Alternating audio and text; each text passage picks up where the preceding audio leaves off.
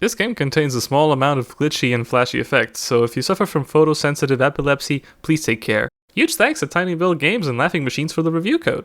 You ever wonder what it would be like if somebody fused bits and pieces of Diablo and Disco Elysium together?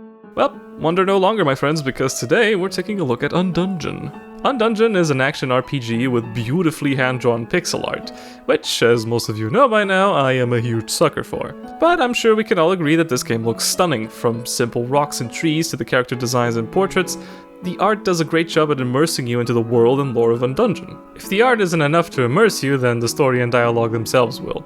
Multiple multi-dimensional versions of Earth have suddenly fused together and damaged space and time itself, the catastrophe known as the Great Shift. You play as a herald, an almighty hero created by God himself, and your job is to create a brand new planet Earth from the bits and pieces of the old one, that is now a mess of rapidly disintegrating multi-realities. You are going to meet, fight, trade, and talk to a lot of alien species and interesting characters on your journey, and at the end of the day, make the tough decision of who and what is worthy enough of making it to this new world you're forging.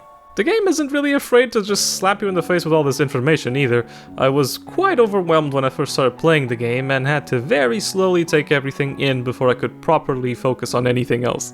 It really is a shame that there is basically no music present at all. There are some tracks here and there, sure, but nothing that really adds or complements the world and lore behind the game.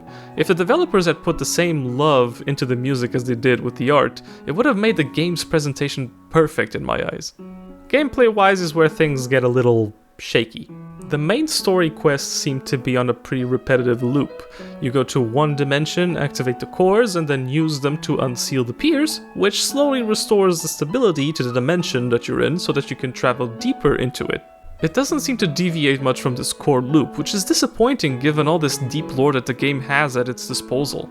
When it comes to combat, on paper, Undungeon is your run-of-the-mill action RPG. However, there are a lot of mechanics that make it quite unforgiving and intense. You have a dash, potions, knives, grenades, and your equipment, which is where you'll be getting your abilities from. Your weapon, chestplate, and helmet all have different abilities, a press and a hold ability, which costs some energy and stamina. For example, the Bastion breastplate allows you to press the right mouse button once to dodge all incoming attacks for a brief period of time, or hold it down and spend 1 energy to create a bubble around yourself that boosts your armor and deflects any 3 attacks.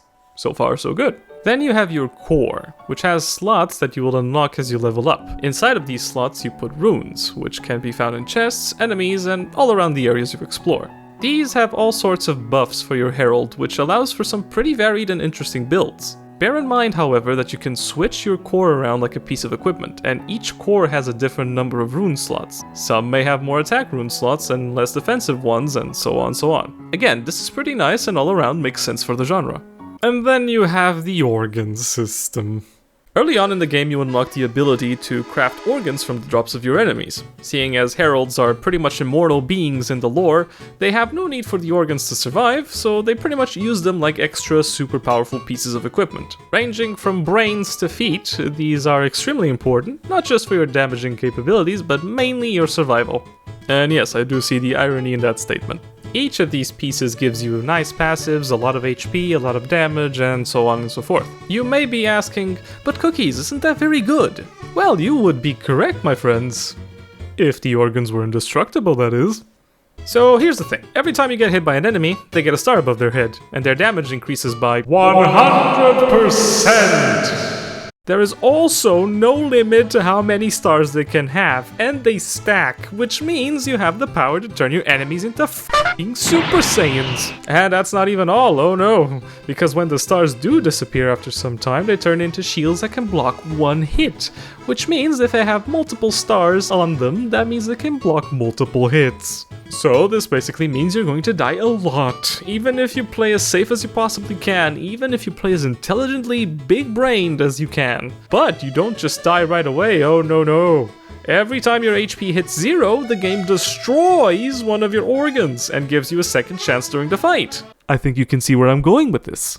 In the end, it's better to just die and go back to the last save point where you still had all of your organs intact, rather than finishing the fight, which has a 1% chance of happening when you have no organs left anyway, and having to craft a brand new set of organs, which are very, very expensive. And good luck grinding for those materials without any of the boosts from the organs. These two systems make the combat anxiety-inducing, painful, and unforgiving in possibly all the wrong ways, which is very disappointing because the other mechanics here are good and allow for strategic combat, like the combination of consumables with equipment abilities and the tactical pause that allows you to catch your breath, strategize, and quickly switch the consumables and equipments on the spot.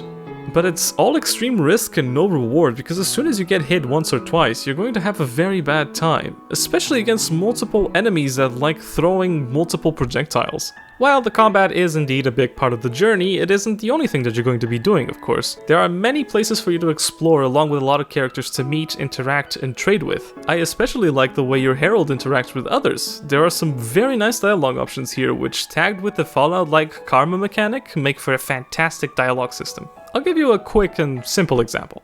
A mercenary hires me to kill another mercenary that betrayed him, inside of a dangerous dimensional rift.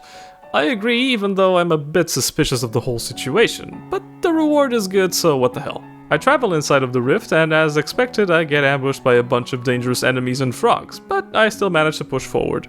I get to the lady I'm supposed to kill and end up talking to her, where she proceeds to tell me that they used to be partners that were splitting the money from their contracts to make a nice retirement fund, only to be backstabbed and hunted down by her partner just so he could get her share. I, of course, have a "I knew it!" moment and choose to leave her alive, returning to the guy who hired me, giving him the finger and telling him to do his dirty work himself. I leave without a reward, but I gain karma, so that was good enough for me. Now, I realize this may seem like a small and cliché example, but the game is full of these kinds of choices, characters, side quests. So once again, it just shows how strong the presentation and writing of the game really is.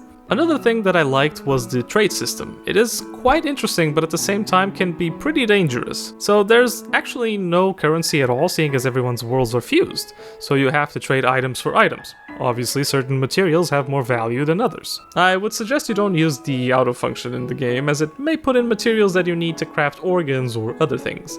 You have to be very careful with what you trade, even if it is very valuable and makes buying things easier. Besides that little caveat, it's a good system that makes sense to the lore. Undungeon is one of those games that almost got everything right, but a few silly and disappointing choices bring down the experience as a whole. You have this incredible presentation with great writing, very deep lore, gorgeous pixel art, interesting characters and world, with the only downside being the disappointing music, or lack thereof. Character power progression is very good, with plenty of ways to have different builds. The tactical pause mechanic is very clever, the dialogue system is fantastic, and there's so much to do and explore, despite the main story loop being very repetitive. However, all of these positives are completely destroyed by the painful and outright unfair combat, paired with the organ system. These two things are holding back the game in a tremendous way, and they need to be reworked or changed so that the game can coexist with the presentation and elevate it. This is a very tough one to rate, but I will say maybe, and this is a very big maybe, buy it on sale because the story, world, characters, and dialogue of this game are incredible, especially if you enjoy games like Disco Elysium. But Undungeon is by no means worth the full asking price. Hopefully Laughing Machines make some changes to the problems I addressed here, because in the end, they have a very good game on their hands, they just need to polish it to make it shine. I especially hope they update the game to fix the biggest and most heinous crime the game commits. You can't pet the chickens.